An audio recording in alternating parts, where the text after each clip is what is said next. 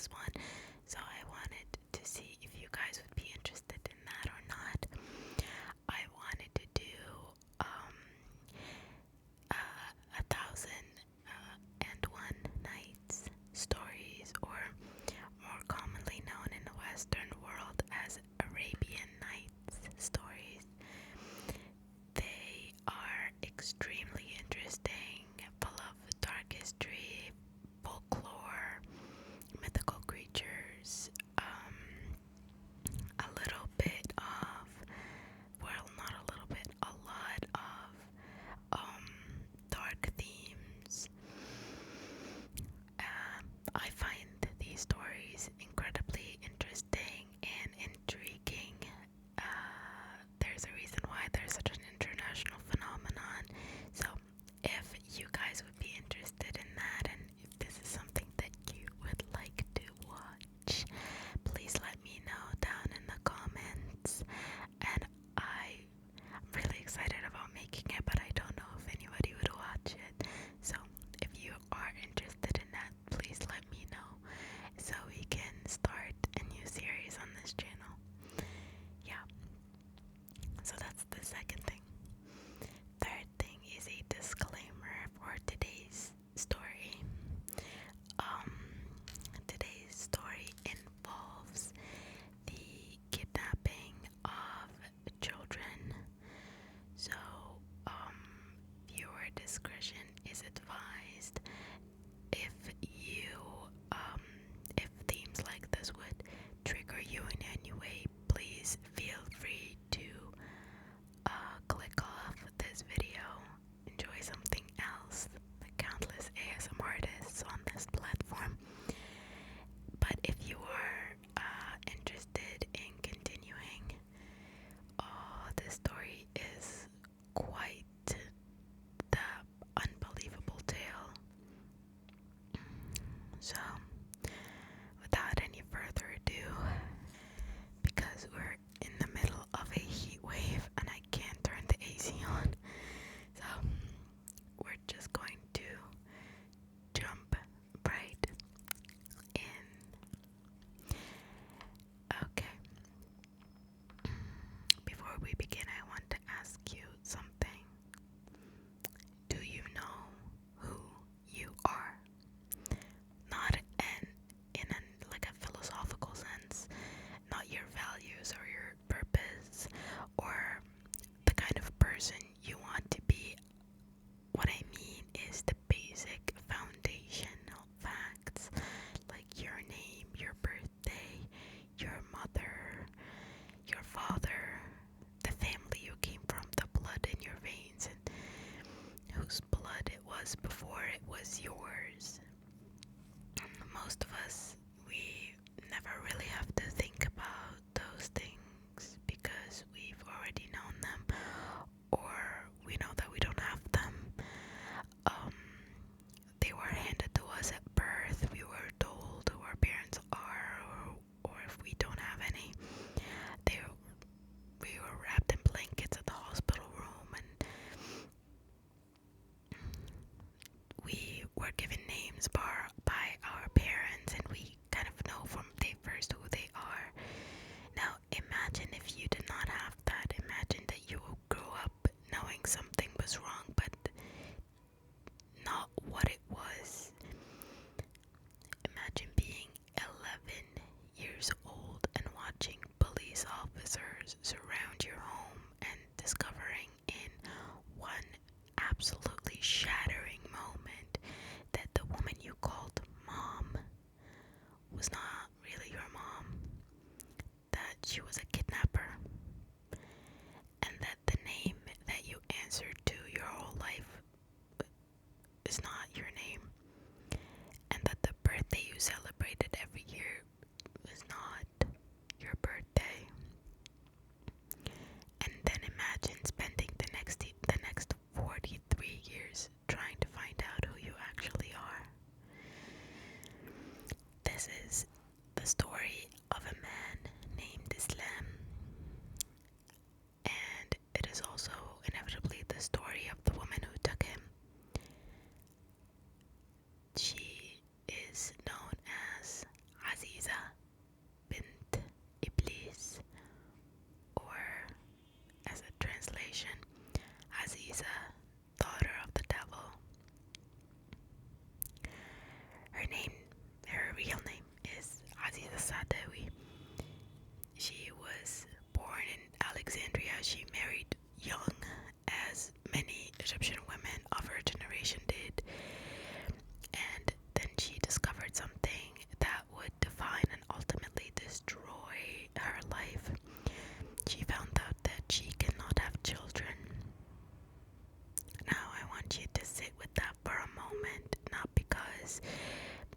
infertility excuses anything that she did.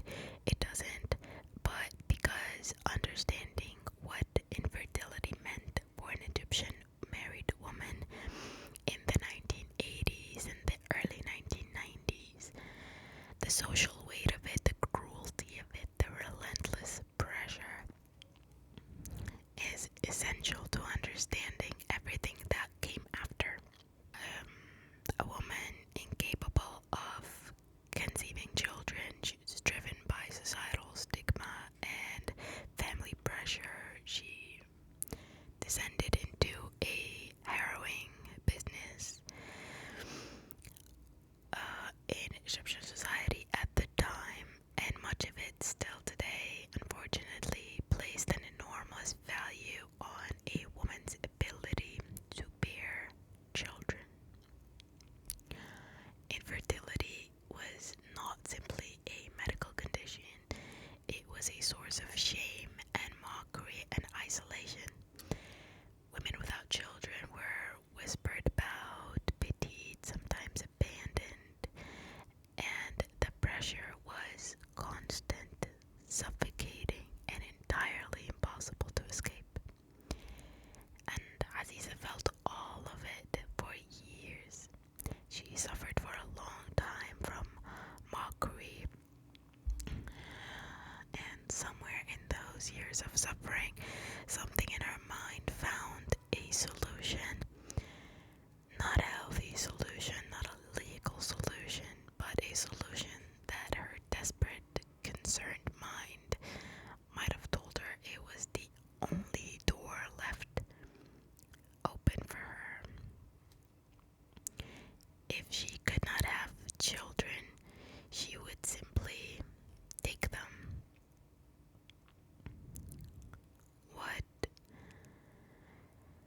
What Aziza did next requires a lot to fully absorb, because it wasn't impulsive and it wasn't frantic. It was methodical, it was calculated, performed with a patience and precision that investigators would later describe as chilling. What she did was she would announce news of her pregnancy among family members and neighbors, and gradually begin padding her clothes with fabric and cotton in proportion to the stage of her pregnancy, until she reached the 9th month. 9 months she faked an entire pregnancy, month by month, her clothes getting larger, her story becoming more elaborate, her neighbors watching and congratulating and believing every single word. She built the story and the fiction so complete and detailed that nobody questioned it, because why would they? Why would they question it? She was a wife and she was finally pregnant. It was a miracle. The neighborhood celebrated with her in such a tight community. That's how it usually happens. And then when the time came, when 9 months of careful performance demanded a child to appear, she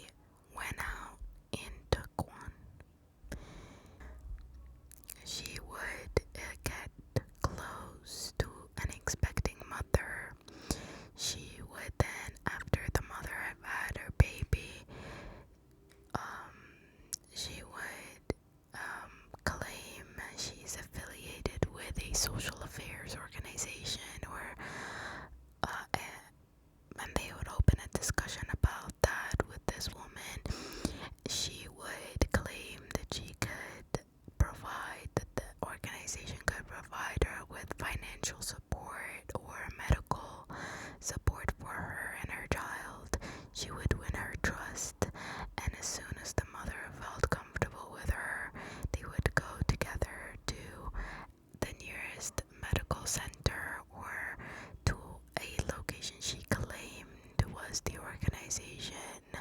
She would hand her some paperwork, tell her, oh, you can leave the baby with me. You can go ahead and, get the paperwork filled out. And she would then disappear within seconds when the mother was not paying attention.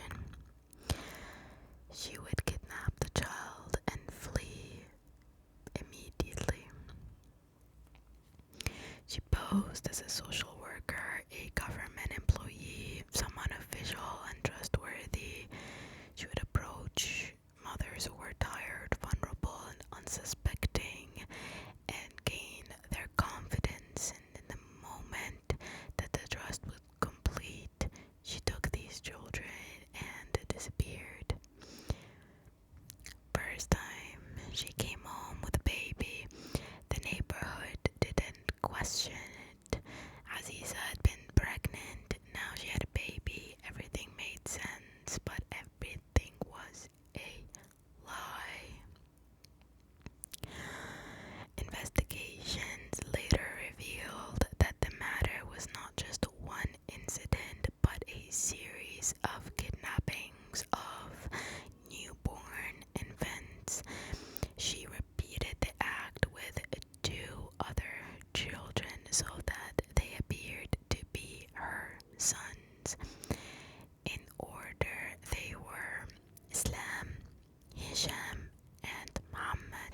3 children, 3 fake pregnancies, 3 families somewhere in Egypt who reported their babies missing and never stopped looking for them. 3 little boys who grew up calling that kidnapper mom. Islam was the first. He was the eldest, the one who would carry the weight of the story until now, to this very day. The matter then developed to include later the kidnapping of children for the purpose of selling them for around £5,000 per child with the help of other women. Investigators proved that Aziza was not working alone, but she had partners. Faiza, Mahmoud, Abdelaila, Shayma, Abdelatif, and Nama Muhammad Awad. Those were her accomplices. That was the network of women who helped her find targets, execute the plan, sell children to other infertile couples who asked no questions about where the babies came from. £5,000 per child.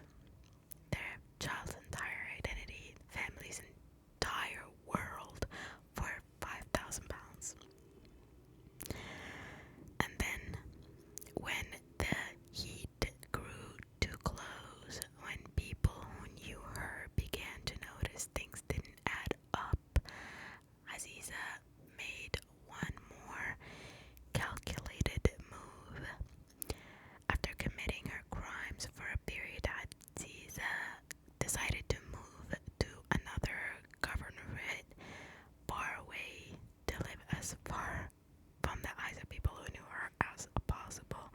She moved from Alexandria all the way to Hadish city in northern Sinai. That's like the other end of the country. She packed up the children and the lies and moved to Sinai, starting afresh, where nobody knew her face or her story, where she could just be a mother in a new city with her 3 boys and her husband. And for a while, her plan worked. But the police received a report from a mother suspecting the disappearance of her child in 1992. And after investigations, Security forces raided Aziza's house, and there the truth collapsed. Bint Iblis confessed to everything. It was 1992, and Islam was 11 years old.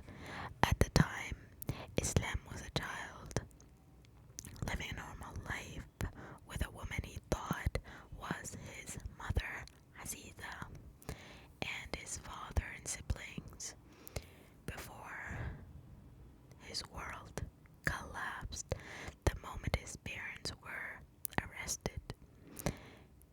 Think about your life when you were 11. You know your name, your home, your mother's voice, your brother's faces, your siblings, your world is small, complete, and real. And then one ordinary day, police officers around your house, and nothing that was real is real anymore. Nobody sat little 11-year-old Islam down and explained everything gently. There was no soft landing. The truth arrived with sirens and handcuffs and the complete demolition of every single thing he thought he knew about himself. The two kidnapped children, Hisham and Muhammad, Islam's siblings, were returned to their real families. Hisham went home, Muhammad went home. Two families somewhere in Egypt held their babies again after years of not knowing if they were alive. But Islam's family, whoever they are, wherever they are, could not be found to this very day, because Aziza wouldn't tell. What Aziza did next after her arrest is the thing that extended Islam's suffering from a childhood trauma to a 43-year-old nightmare. She confessed to kidnapping Hisham and Muhammad. She gave investigators enough to return those boys to their families. But when it came to Islam, the first child, the one she had taken the longest ago, the one whose origins were most buried, she told a different story. After the truth was revealed, Aziza claimed that Islam was the son of a man whose child she had kidnapped one day, and the young man lived with that man's family for 22 years.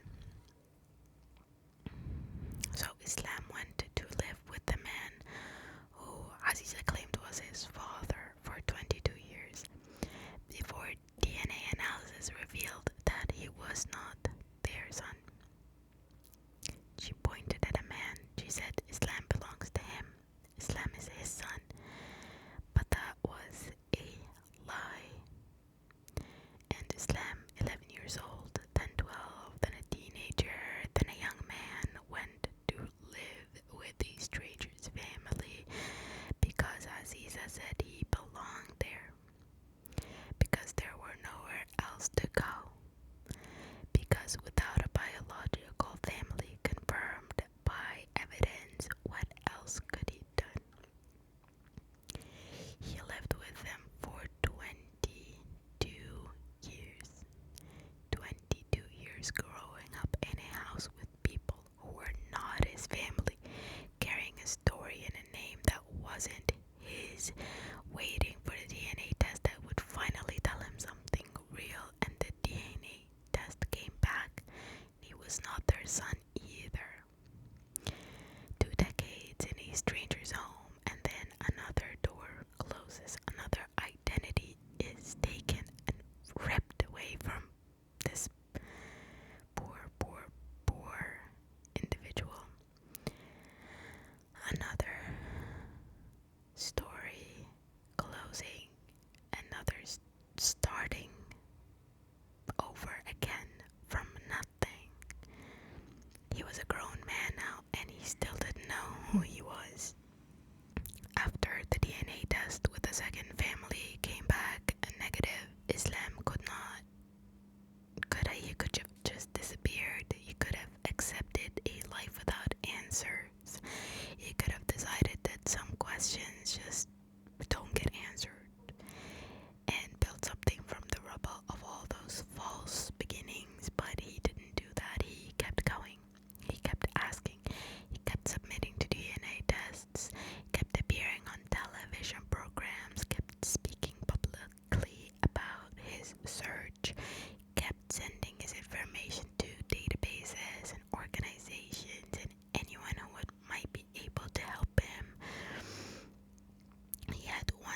was possible for the truth, and that was Aziza herself.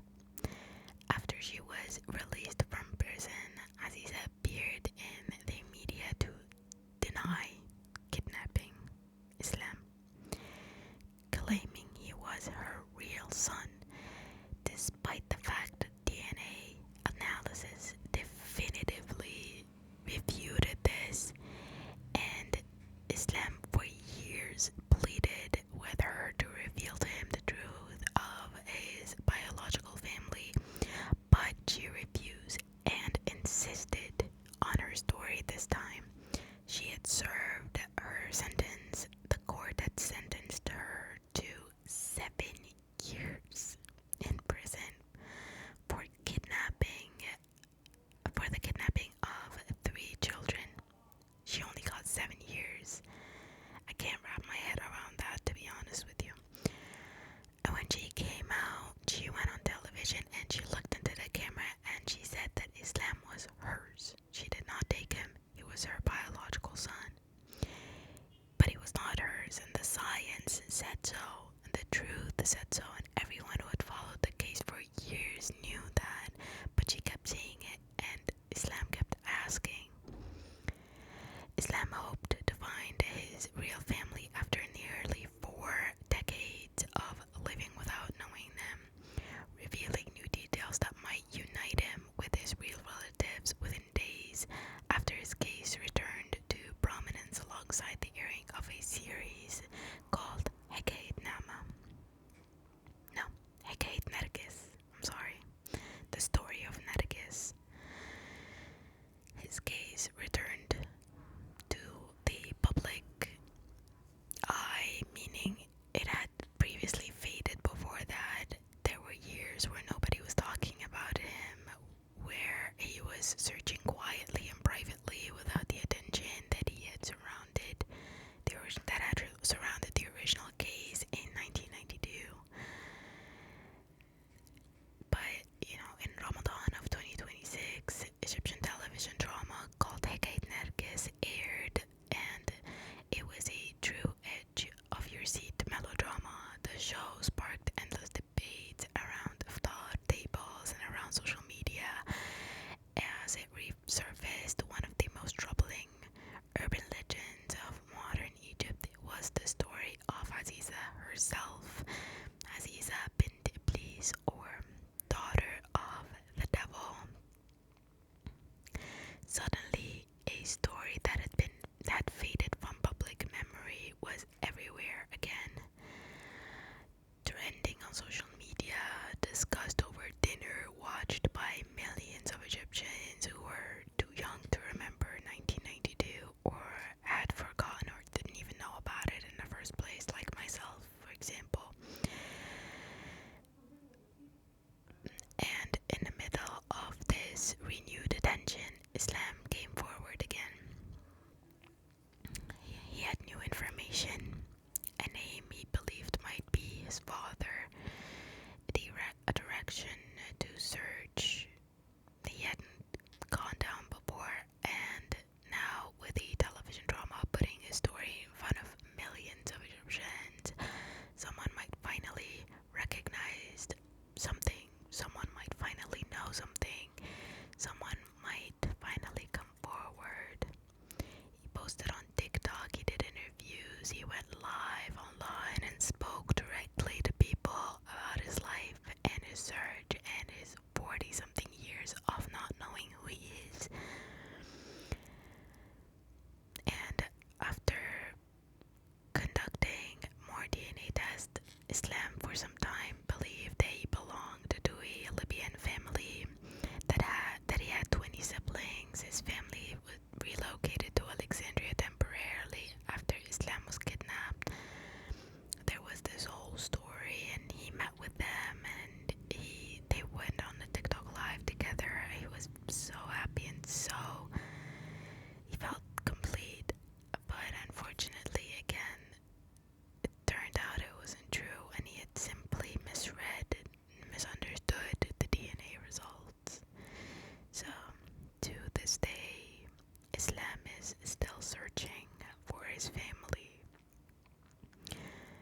Aziza, on the other hand, died in 2016. She ended her life, leaving behind deep wounds in the souls of her victims. She died without ever telling the truth about Islam, without ever giving him the name of his family, even when she must have known, even when he pleaded with her publicly, privately, in interviews, in letters. She held on to her version of events until the very end. He was there when she took her life, and the last thing she told him before she died, Islam has spoken about it publicly, but he kept the actual words private. Those were her words to him, and they belonged to him. I've thought about Aziza a great deal while researching this case, and I find that I cannot fit her into a simple category. She was a criminal. She kidnapped children. She destroyed families, stole identities, sold babies for money. She prolonged one man's suffering for decades by refusing to tell the truth. The harm that she caused is immeasurable and real, and it echoes across lives that were reshaped by what she did. And also, she was a woman broken by society that told her that she was worthless without children, crushed by mockery and shame, and the relentless cruelty of a world that measured her value by her womb and her ability to bear child. He pushed her to a place where her mind found the most terrible solution to an unbearable problem. The story unraveled like a what the fuck onion, basically revealing one layer of what the fuck after another. And both things are true simultaneously. The harm that she had inflicted was real, and the pain that created it was also real. And we're all still sitting with that, as it should be.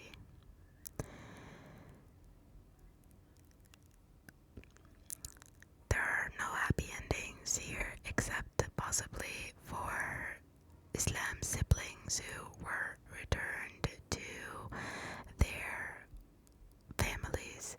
Unfortunately, Islam to this day has not found his family, even though he created a family of his own. He's still facing problems because of what she did to him. He doesn't have